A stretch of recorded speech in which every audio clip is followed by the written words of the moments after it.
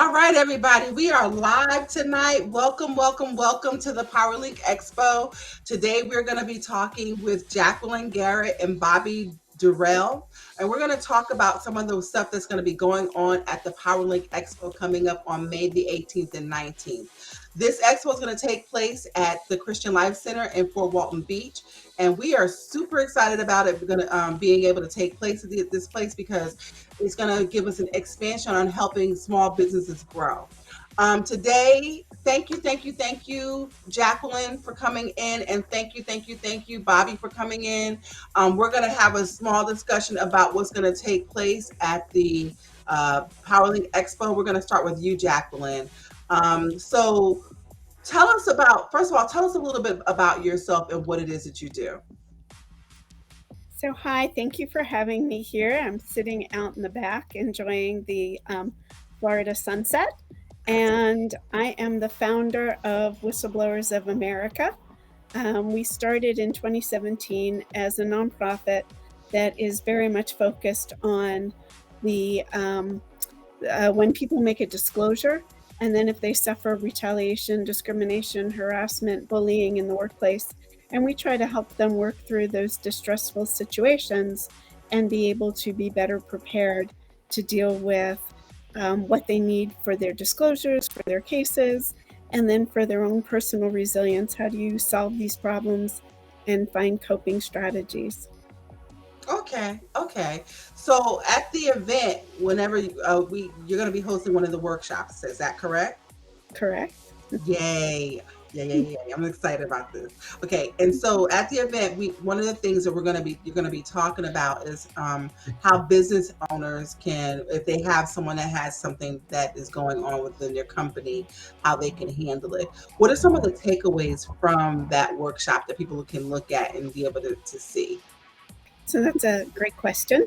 So, what do we know are the lessons that we learn from when we get involved in these cases where there's been wrongdoing? Is that there's such a thing as right doing and continuous process improvement.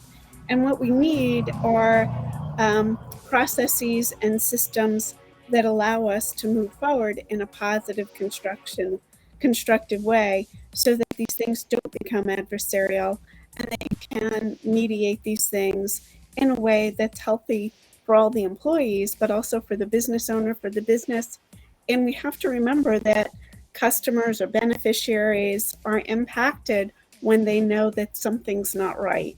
You know, they hear the disgruntled employees, they don't get the level of customer support that they thought they were going to get. So these problems trickle through the entire system of an organization. And so if we can get to these things and deal with them in a less adversarial, without all the stress, and be open to the dialogue and hearing things, then I think we can do a better job of resolving things before they become super problems. Okay, I have a question for you. If, as an employer, how would a person deal with someone that's giving a false claim? Is that something that happens on a regular basis? So it does happen. As a matter of fact, I just had this conversation today with an HR manager who was trying to understand how she could move forward with somebody who was a chronic complainer or a frequent flyer, as I've heard people call them, because they keep filing and filing.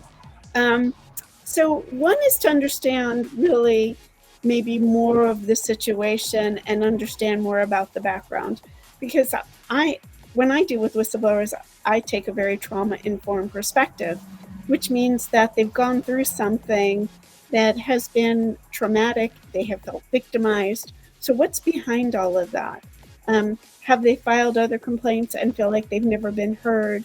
Have they been gaslit? Are they being told, "Oh, you're making too much of it"? Like there was one lady who was talking about she works in a place where um, they're not adhering to all of the safety standards. They're touching food, they're moving food products, and she's complained. So they call her the food Nazi. And instead of like listening to what she has to say, everybody's like, "Oh, you're making too much out of it. It's a big deal." When she's saying, "No, but these are the rules and we have these rules." for the sake of protecting our students. She works in a school. So it's these become the little things. And so when I was talking to the HR manager, I was like, you really need to peel back that onion and find out what's going on with this person and with her coworkers, that this thing has become so hostile. Does Okay. that make sense? That makes a lot of sense. That's actually really awesome. So those are some of the things that you'll probably be touching on in the workshop. Correct. Okay, okay. So, ladies and gentlemen, first of all, if you are watching this particular episode of the Power Link coming to you, please drop into the post number one. Let us know that you hear us, that you see us. Just put the power link, or no, don't even put that. Put get linked up, because that's going to be one of the biggest things we want to see, that you actually see this and that you're hearing what we have to say. Let me tell you, the PowerLink Expo is going to be one of the largest business expo that's going to take place on the Northwest Gulf Coast area. It's going to be something that you're able to come to. It's pretty much free. It's going to give you a great opportunity for you to get all the workshops that you need to get in as far as, like, business is concerned. We have a lot of wonderful workshops. As you can hear, Jacqueline Garrick is going to be giving you some information, and that is really going to be detrimental if you are a business owner and you have employees that may be disgruntled. This is a good opportunity for you to come and learn and see, what's going on. Hey, Crystal, we see you too. That's right, you are coming, girl. Yay! Awesome, awesome, awesome. um, but yes, if you are a business owner, this is an opportunity for you to actually grow your business. It's not anything that you have to worry about. All you have to do is register. Just get online, go to the PowerLink Expo, and register and be a part of this. With that being said, Jacqueline, let's talk a little bit more. Oh, before I do that, let me just say this also. I would like to thank Bantucola, who is a powerful sponsor for the event. Everything that we have going on here is because of Bantucola. So thank you so much for being a part of this event and actually allowing us to get information out there. We appreciate that. So with that being said, Jacqueline, let's talk a little bit more, because I know that we all got little things to do, and then we're going to touch on some stuff with Bobby, and we're going to go home because I'm hungry and I know that everybody else is hungry. Yay! So, okay. So with that being said, so sometimes you have repeat offenders, but let me ask you, whenever you have someone that is a first time offender, um, are are there referrals to, like, counseling, or how does that work whenever you're doing what you do? Well, so first, I think we have to destigmatize whistleblowing, right? So I don't like to think of people who make complaints as offenders. They're really your right doers. They're trying to protect your customers, your organization, their coworkers, right? They usually are the people who have seen something wrong and they're saying something about it. So I Right. think the first step is to be open to hearing that conversation, and being able to sit down in an open, honest dialogue and have that conversation. It's part of, again, it should be part of a normal, continuous process improvement to listen to your whistleblowers.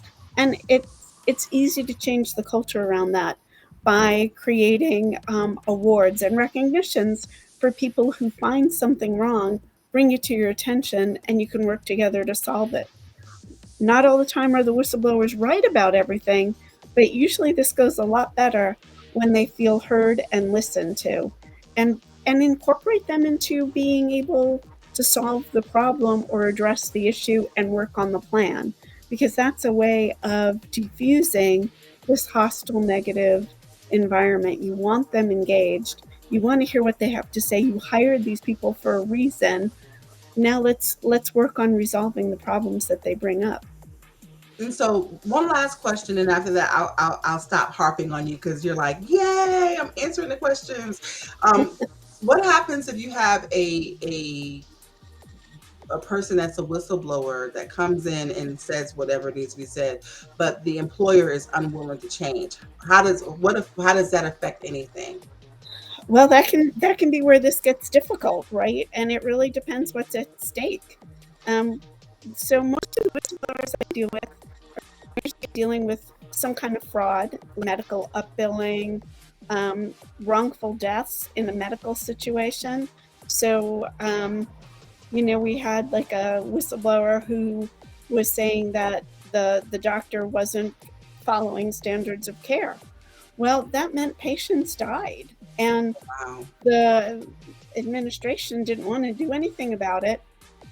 And so that person started to go to families, and when families got involved, then things really blew up, and investigations um, went much more broad than if we would have addressed the standard of care issue the nurse originally brought up. We see that in banking with fraud, in contracts where people are upbilling the government.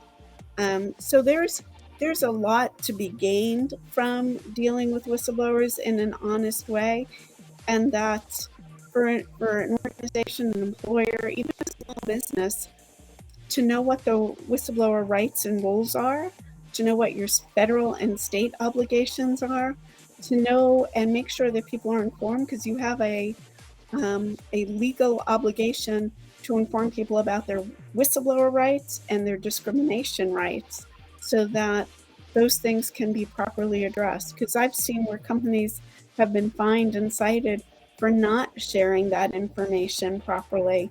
I mean, just the education and training involved in this is important, and we need to make sure that employers are aware of what they're supposed to inform their employees about. And I think you all have those. Somewhere, every organization should have one of those posters. Absolutely. um, yeah, you know what I'm talking about. You see them everywhere, usually in the bathroom. Equality rights. That's right. No, I'm Yeah. joking.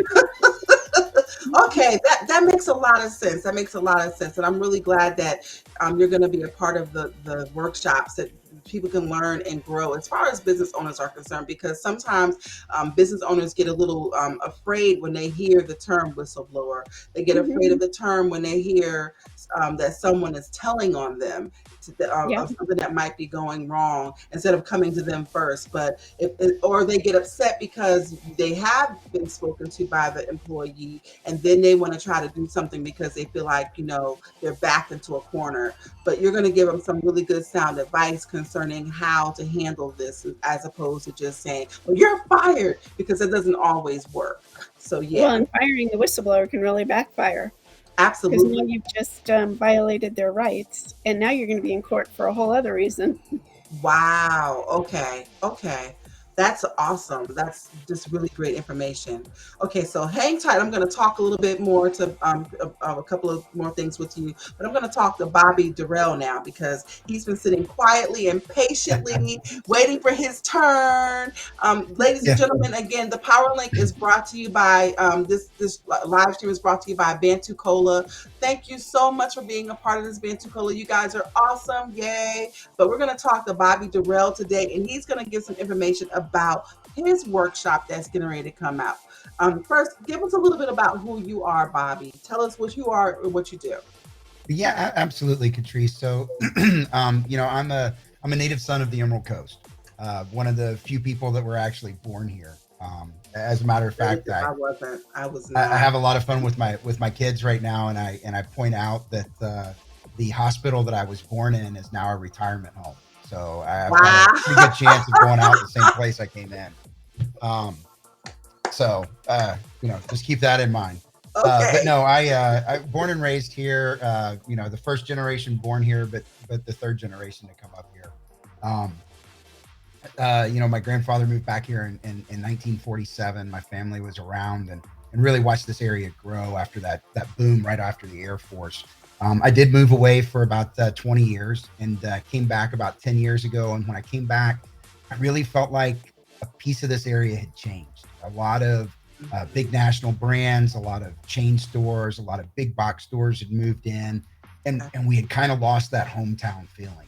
And so for about 10 years, I've been working on this idea of how do we get shop local back? How do we get that shop local revolution going? And so that's what brought us to the Emerald Coast Connected app that we launched in November. It's the only social media mobile app that there is on the Emerald Coast. All the other guys are out of Menlo Park, San Francisco, Seattle. I'm right here. This is what we do. You won't find us advertising Starbucks and Walmart in my app. No, it's about the local businesses, the local people coming together. It's about you getting with your neighborhoods, and it's about connecting and bringing that sense of community back that we had for so long here and that we've just recently lost. So, Yeah. but yeah, that's where I come from, and I'm sorry. I'm gonna try to check in the soapbox real quick and let you. I know you probably have a question or two to ask, but So I want I to can say, get I want to excited bounce and off of passionate this a about little this. bit because I hear what you're saying. One of the reasons why we started the PowerLink was because we noticed all of the big boxes coming in. We noticed all of Mhm. the chain stores coming in, and the little guys, which are the small businesses, were being left behind. And it really hit me during the oil spill Mhm. when like the big boxes and the chain stores and the chain restaurants were still doing fine, but Oh yeah. the local businesses were the ones that were suffering like really tremendously. And so because of that, I began to do research on different things as far as how I could help small businesses in the local area. And this is how the Mhm. PowerLink began. And Yeah. so with that being said, I hear you because um, we are the backbone of this country. Small businesses, Mhm. we are the backbone of the country, and we don't get half of the things that we should be getting. And that's why what you said really resonates with me because we're not respected like we should be as far as Well, business. absolutely, and somebody taking out and deciding to open a small business, what the unsurmountable odds that they are against is unbelievable. Fifty Absolutely. percent of them are not going to make it past the first year. 80% of them aren't going to make it past 5 years, and of those that make it past 5 years, something like 90% of them fail to make it to 10. And I Wow. think what it comes back to is it's a lack of support. It's a lack of a community knowing how to get to them, a community resolving to them, or quite frankly, you can just be bought out of this market. I mean, those big Absolutely. box stores come in and they want to grow out. I mean, come on, how many of us have heard around here some tourists say, oh man, we're gonna go get some really good seafood tonight. I can't wait to get the red lobster. Yeah, like that blows my mind. Right. And so, okay, You know, so the young lady, Crystal, she just said hello. She's going to come to the event. Her name is Crystal. She's with JoJo's Beauty Supply. She's the only mhm, Black-owned beauty supply store here in Pensacola. And she has people that are from the chain stores like Sally's and other places mhm. going to her store and then contacting people to tell them not to sell stuff to her. And it's like, well, how is she supposed to survive if they're contacting the people the distributors and telling them not to sell to her? That's not fair. But you Yeah. have that kind of stuff going on a regular basis, and it's time for it to stop because it really just lights my fire. I'm going to say that, and I'm going to leave it there. But yeah, Well, so go ahead. and that kind of comes back to what I want to talk about in the workshop and the things that I want to talk about. And I know Catrice, we talked about it a little bit. It's based largely Yeah. off of uh, John Maxwell, as because I am a certified coach and trainer and through him. And he's got one book that I love. As a matter of fact, you'll even notice that part of the name is in my name, and it's Everyone Communicates, Few Connect, right? And that's the one thing. Those big box stores, they can out communicate us. They can. Yes, they They've got the can. money. They can spend the ad money. They can throw the resources at it that we can't, because you know what they're going to do? If they need to put more money here, they're going to go take it away from another community and put it here, only so long as that they can build this up, that they can begin Yep. to pillage us. And then Yes. they'll pillage and plunder us to go take the money somewhere else and to set it back to their G5s and all their other Gulf Streams and all those things. Like I said, I can get passionate on this. I'm trying to not sound like a crazy conspiratorial nut, but they can out It's okay. communicate We're us. all like that right But now. what they can't do, what they absolutely cannot do, is out connect with us. And that's the one thing you have when you're a small business owner and you're in an area. You have the ability, you have the obligation to connect with your clients, connect with your community, and you can connect in a way that those big box stores can't touch it. And it's through that connection, that knowing, liking, and trusting. It's through that Mhm. connection. That's where you build. That's where the support comes in. That's where it is. But you can't try to out communicate them. I tell people all the time, you're spending money on ads that you're just going to get overplayed. I mean, you know, talk. Don't try to figure the way to push a button and talk to a million people. Talk to one person. Reach out to one person, connect with one person, because that one person you connect with, when you connect with them, they're going to tell everybody else, oh my gosh, go see this person, go talk to them. That's who I need to talk to, right? If you're always providing value and putting value in people's lives and connecting with them, that's where you get those connections. That's where you get that business. That's where that support comes from. That is awesome. Awesome, awesome, awesome. So, okay, you basically gave us the takeaways, so I can't even Yeah. ask that question now, really. So let me ask you this question. When you say people have to learn how to connect with each other, what are some of the things that they can do as far as connection is concerned? Don't give us like the workshop. Just give us like a No, bits and pieces. here's the easiest way. You connect with people you trust. And how do you build trust? Well, you build trust by extending trust and extending vulnerability. And if you're not willing to say, if you're not willing to open up and be vulnerable, if you're not willing to show people what's going on, then you're never going to get that connection with them. People laugh all the time, and I have other people say, Bobby, you give away too much. You could charge for this, you can charge for that. I can, but why would I? That's not what this is about, right? I want to build people up. I want to lift people up. It's just a quick story to kind of bring that in. Had a client that I was working with a couple of weeks ago. We're doing a current ad campaign where it's every business has a story, and I've opened it up. I've said anybody that wants to send me a video, tell me the story of their business. We'll put it out on social media. We'll pay for the boost in social media and get it to the local group so that people can hear about you. Just because I want people to hear about you.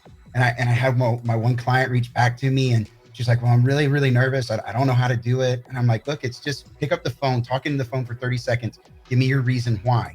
And if you can't do that, if you'll call me, I'll come home, hold the phone for you. I'll hold the phone on you and let you talk for 30 seconds just to get this done, because I want to get it out there for you. Right. Wow. That's just little ways that you connect with people. Hey, if this is the thing scaring you, let me take that scary part away, right? Let me do that for you. That is so powerful, because when it comes to small businesses, a lot of times we look at things and we think that no one's in our corner, right. and we're so busy ourselves trying to get out there and sell and do what we need to do to make it in business. But we forget that in order for us to really get the business that we're looking for, we have to know how to connect with other people. And sometimes it's doing the little things that allows us to connect. And so go ahead. No, absolutely. Absolutely. I mean, yes, I'm your amen chorus on that. You know, the funny thing about being an entrepreneur and a small business owner is one, we get afraid of making mistakes and not being able to pronounce big words on live streams, but that's okay. It happens. And the other part is we think everything has to be perfect. We think we've got to get it all right. We've got to have it all spit and polished. We've got to have it all perfect. You know what? Sometimes it's just that genuinity to it, right? Yes. My sales manager and I threw together something about a month ago. We were passing it around, probably gave out 150 flyers out, and realized that I had, the big word, right, that was real big in the call to action, absolutely spelled wrong. And it was absolutely, by the way. I do that all the time. Transpose the E and the L. But what are you going to do? I mean, it happened. I had a great laugh about it. Anybody that pointed it out to me, I was like, man, you should really start editing my stuff. I'll send it to you first. Right? Like, hey, I need help. I admit it. I can't get it all right. And that's and that's again what makes business owners. So one of the things that we're going to be talking about at the event also is the whole networking aspect. We have a panel discussion that's going to be coming out, and it deals with networking and being able to talk to people and allow them to mentor you as business owners. But you can't even have that happen if you don't have the right connections or the people that you can trust, that you're willing to put your business in their hands so they can tell you the truth about certain things. And so what you're going to be offering really kind of stems like that, kind of is like the door opener for that particular workshop. Is that correct? Absolutely. It's that connection. I believe that connection is what transcends communication, right? We all communicate with each other. I mean, we've all seen it. We watched it through COVID. We are a more quote connected society through social media today Yeah, with no connections. I mean, we have likes, we have posts, we have friends, we have all these things that have been redefined, but yet we have people sitting around disconnected, disassociated with society, with their local community. I mean, it's a real issue that's going on. And it so that's really one thing that is. I want to see change is we've got to find a way to re-engage with one another So give in me a deeper one level. thing, give me one thing that you think that we, one way that we can connect. What's one good way that we can connect? So I'm a huge fan of habits of highly successful people, right? The 7 habits of highly successful people. So this is how I live my life. This is the thing that I try to do, and people hear from me all the time. Seek first to understand, then be understood. Okay. Right now we are trying. This is a society comment, right? And you're absolutely right, Crystal. I apologize. I have gotten behind the pulpit and I am preaching now, but we try so hard to get people to just understand us. And we say, if I could only be understood, if I could only be understood. And we're not taking long enough to understand the person next to us. So That's take that correct. time, understand. When it's your customer coming in, what do they really need? What are they asking for? What do they want? Not what can I sell them? What do they want? What do they need? What service can I provide to them? The money will come later. It'll come. It'll come. I promise it'll come. But what service, what value can I instill in this person's life?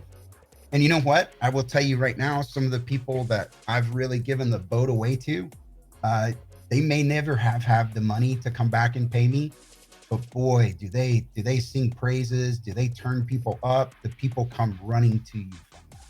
So it's a scary thing, but yeah, seek first to understand, then try to be understood.